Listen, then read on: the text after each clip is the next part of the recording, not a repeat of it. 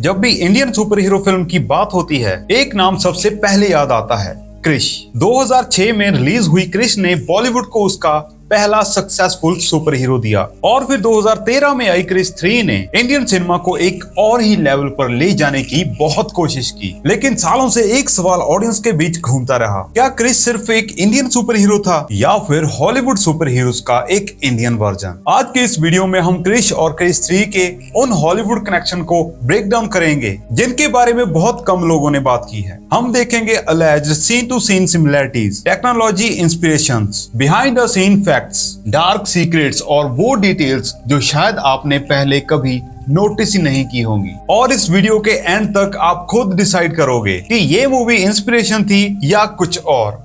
Chapter number 1, Krrish का DNA कहां से आया। गाइस, क्रिश का कॉन्सेप्ट कम्प्लीटली ओरिजिनल नहीं था। इसकी फाउंडेशन पहले ही 2003 में आई फिल्म कोई मिल गया में रखी जा चुकी थी। जादू की वजह से रोहित को एक्स्ट्रा ऑर्डिनरी इंटेलिजेंस मिलती है और उसका बेटा कृष्णा सुपर ह्यूमन पावर्स के साथ पैदा होता है। ये कॉन्सेप्ट जेनेटिकली इनहेरिटेड पावर्स का था, यानी कि कृष्णा को वो पावर्स विरासत में मिली थी। और इसी पॉइंट पर लोग हॉलीवुड कनेक्शंस नोटिस करते हैं, क्योंकि मार्वल और डीसी कॉमिक्स में भी super human abilities generation to generation transfer होती रही हैं। लेकिन क्रिश ने इस आइडिया को इंडियन इमोशन के साथ मिक्स करके प्रेजेंट किया।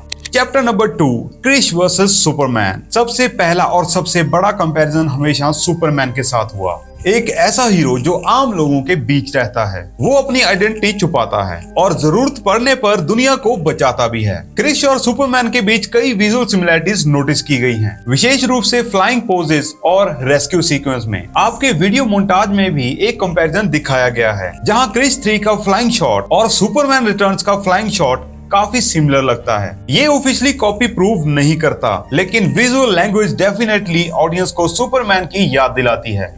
Number 3, Spiderman connection. क्रिश के एक्शन स्टाइल में स्पाइडरमैन का इन्फ्लुएंस भी काफी लोगों ने नोटिस किया। क्रिश की wall climbing, building to building movement, fast acrobatic jumps और सिटी के बीच सुपर हीरो एक्शन, ये एलिमेंट स्पाइडरमैन फ्रेंचाइज की याद दिलाते हैं। वीडियो मोन्टाज में एक लेबोरेटरी सीक्वेंस और मशीनरी सेटअप को स्पाइडरमैन 2 के डॉक्टर ऑक्टोपस एक्सपेरिमेंट से कंपेयर किया गया है, विशेष रूप से मेटेलिक आर्म्स और साइंटिफिक इक्विपमेंट के विजुअल डिजाइन को लेकर। यहाँ पर इंटरेस्टिंग बात ये है कि क्रिश 3 का विलन कार्ल भी साइंस बेस्ड सुपर विलन था, बिल्कुल वैसे ही जैसे स्पाइडरमैन यूनिवर्स के कई villains.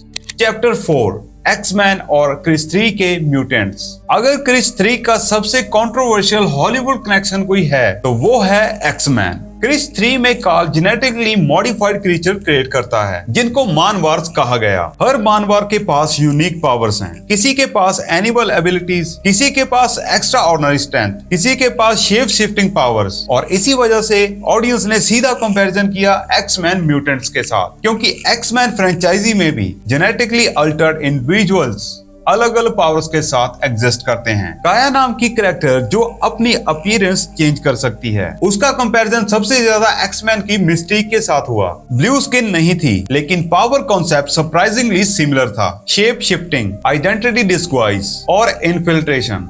Chapter number 5, Karl versus professor X और मैग्नेटो। क्रिश 3 का मेन विलन कार्ल व्हीलचेयर पर होता है, लेकिन उसके पास एक्स्ट्रा ऑर्डिनरी मेंटल इंटेलिजेंस होती है। वो टेक्नोलॉजी के थ्रू दुनिया को कंट्रोल करना चाहता है। यहाँ ऑडियंस को प्रोफेसर एक्स और मैग्नेटो दोनों की याद आई। प्रोफेसर एक्स की तरह व्हीलचेयर, मैग्नेटो की तरह म्यूटेंट आर्मी और वर्ल्ड डोमिनेशन एम्बिशंस। कार्ल का कैरेक्टर डायरेक्टली किसी एक कैरेक्टर की कॉपी नहीं था, लेकिन उसमें मल्टीपल हॉलीवुड विलन आर्केटाइप्स के एलिमेंट्स नजर आते हैं।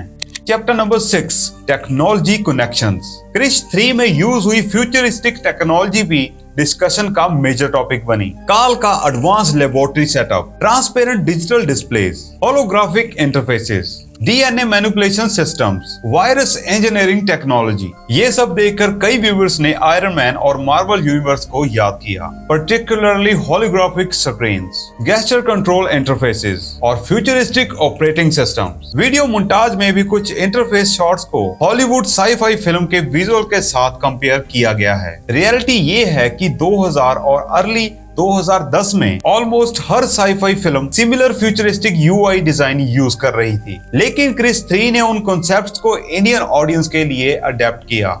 Chapter number 7, scene to scene similarities. Guys अब बात करते हैं उन कंपैरिजंस की जो फैन सबसे ज्यादा डिस्कस करते हैं, जैसे फ्लाइंग सीक्वेंस और सुपरमैन रिटर्न्स, लेबोरेटरी विजुअल और स्पाइडरमैन 2, म्यूटेंट कॉन्सेप्ट और एक्समैन, कुछ एक्शन शॉट्स और हॉलीवुड सुपर हीरो फिल्म्स। लेकिन गाइस यहाँ एक इंपॉर्टेंट पॉइंट समझना बहुत जरूरी है, सिमिलैरिटी और कॉपी में डिफरेंस होता है। सिनेमा में विजुअल रेफरेंसेस कॉमन है, और जब सुपर हीरो जॉनर की बात आती है तो flying, rescue, laboratory experiments, genetic mutations, ये सब जॉनर कन्वेंशन भी होते हैं। इसीलिए हर सिमिलैरिटी ऑटोमेटिकली कॉपी प्रूव नहीं करती। लेकिन भाई इतना जरूर सच है कि क्रिश फ्रेंचाइजी पर हॉलीवुड सुपर हीरो सिनेमा का इन्फ्लुएंस क्लियरली नजर आता है।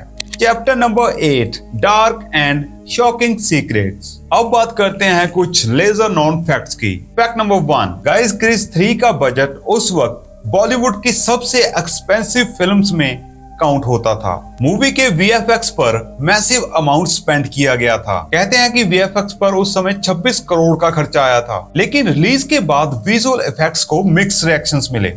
फैक्ट नंबर 2, फिल्म का वायरस प्लॉट रिलीज के वक्त सिर्फ साइंस फिक्शन लग रहा था, लेकिन ईयर्स लेटर कोविड पैंडेमिक के बाद कई व्यूअर्स ने स्टोरी लाइन को नए पर्सपेक्टिव से देखा। फैक्ट नंबर 3, काल के कैरेक्टर को और भी डार्क बनाने के प्लान्स थे, लेकिन कमर्शियल ऑडियंस को ध्यान में रखकर कई एलिमेंट सिंप्लीफाई किए गए।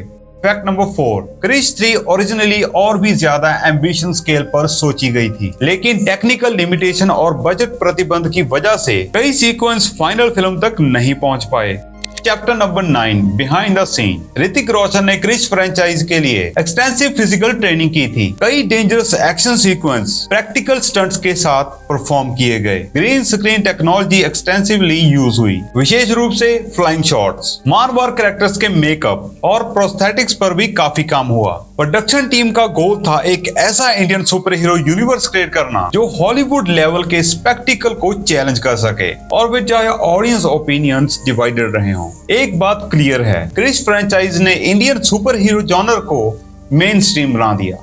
गाइस तो क्या क्रिश और क्रिश 3 हॉलीवुड की कॉपी थी या सिर्फ इंस्पायर थी? सच शायद दोनों एक्सट्रीम्स के बीच कहीं है। सुपरमैन जैसी इमेजरी, स्पाइडरमैन जैसी मूवमेंट, एक्समैन जैसा म्यूटेंट कॉन्सेप्ट, आयरन मैन जैसी फ्यूचरिस्टिक टेक्नोलॉजी, इन सब इन्फ्लुएंसेस को इग्नोर करना मुश्किल है। लेकिन साथ ही क्रिश ने Indian family emotions, mythology inspired heroism और बॉलीवुड स्टोरी टेलिंग को मिक्स करके अपनी अलग आइडेंटिटी भी बनाई। इसीलिए आज भी क्रिश को लोग सिर्फ एक सुपर हीरो फिल्म नहीं बल्कि इंडियन सुपर हीरो कल्चर की फाउंडेशन के रूप में याद करते हैं।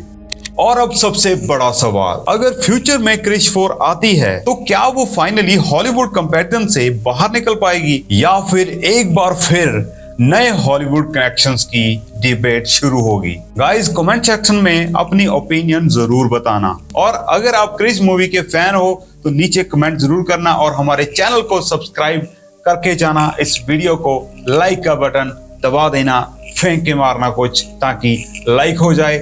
मिलते हैं किसी और ऐसी ही अमेजिंग सी वीडियो के साथ। Tata bye bye.